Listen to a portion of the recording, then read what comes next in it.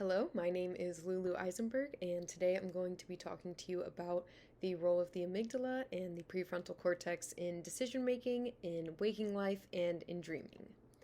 So, first, I want you to imagine that you're standing at the edge of a cliff overlooking a vast forest. Your heart's racing, your palms are sweaty, and you're just filled with fear. You're standing overlooking this forest, and you're actually about to go on a zip line throughout it, hundreds of feet up in the air. You can't even see the floor. It's completely terrifying and you feel so scared. That feeling comes from your amygdala. Then imagine that before you're about to jump, there's a voice in your head that's reminding you, I'm clipped in, I have a harness, people do this every day here, there's never been a reported injury here, and that is your prefrontal cortex in action. This is the focus of my presentation today. We're going to be talking about how these two critical parts of the brain work together to shape our decisions in real waking life and in our sleep. So I want to start with talking about the amygdala. It's a very small almond-shaped part of the brain that is a part of the limbic system. And it's responsible for our feelings of emotion, especially fear, anger, pleasure, and anxiety. This part of the brain is really important for us in terms of responding to predators and just generally ensuring that we are safe. If it's overactive, it's something that can produce excessive anxiety within us. So the amygdala is helpful for us when we need to make quick decisions, especially for survival.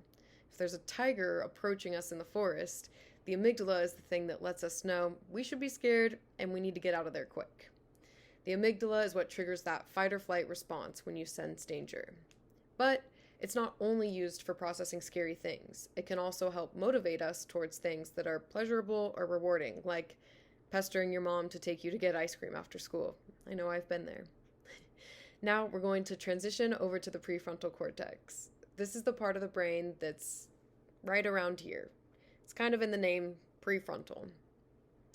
It's basically the control center of our brain, the planner, the boss. It's the part that helps us think things through and make good decisions and really helps to rein in some of our emotional impulses.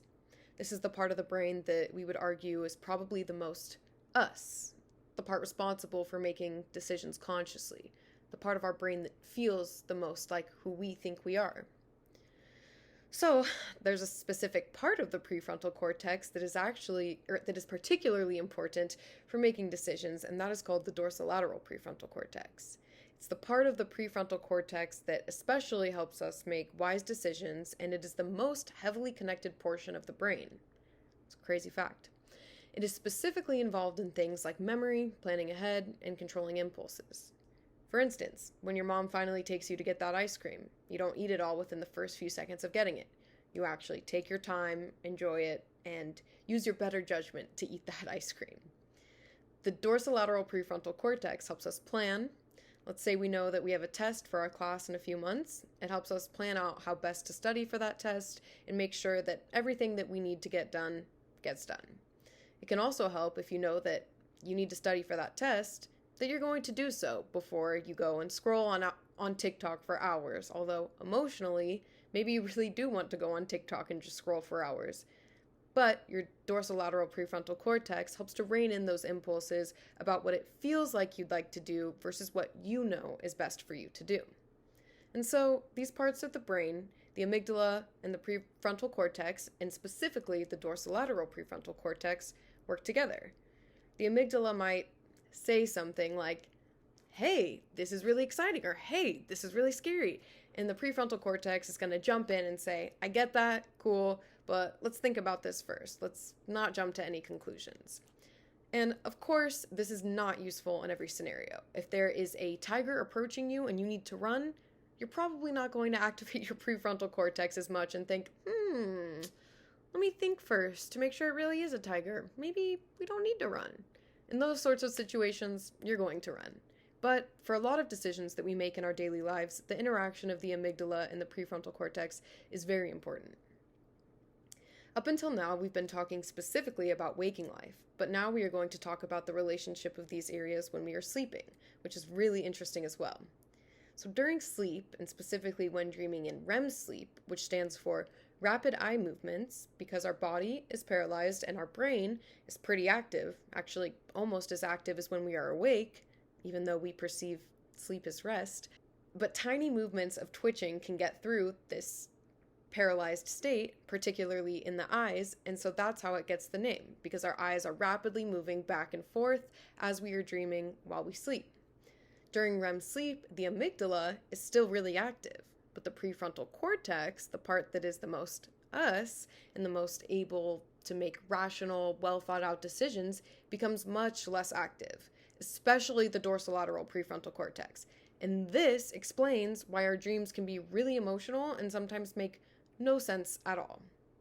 When I learned this, it was such a relief because I was worried that if I could do something so horrible in my dream, that it suggested I might also be capable of doing that thing in real life. And it made me wonder, is that really the type of person that I am? But after realizing that this part of my brain that makes rational decisions has its activity heavily reduced when I'm sleeping, and my amygdala is still active, I can understand how highly emotionally charged things can be experienced in dreams and that it is not necessarily me, and it does not actually indicate that I would make those same decisions in waking life. In waking life, our brains are functioning very differently than while in REM sleep. This extends even further to lucid dreaming, which is when you have awareness that you are dreaming within a dream. It's basically like you're the author of your dream. You get to choose what happens in your dream.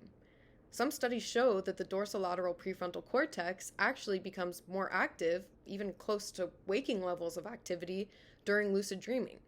So what this means is that the dorsolateral prefrontal cortex is responsible for this increase in self-awareness and control of your dreams that happens in lucid dreaming, but does not happen in regular dreaming. In regular dreaming, the dorsolateral prefrontal cortex is not very active or engaged, but in lucid dreaming, it is.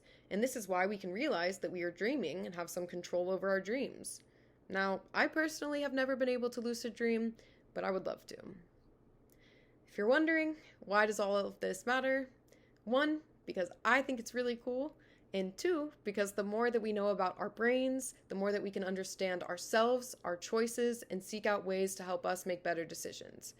This topic can help us understand that when we are extremely nervous going into something like an exam or a performance and completely overrun by anxiety and worries, we can remember that this is our amygdala being highly active and producing that feeling of fear, and we can try to consciously use our prefrontal cortex to rein it in and make sense of what we are feeling. We can also realize that we are not psychopaths or a completely different person based on anything that we may say or do in our dreams. My biggest piece of advice to y'all is to stay curious, stay critical, and be aware of the fact that every thought and feeling that you have is not necessarily you or reflective of some hidden nature within you.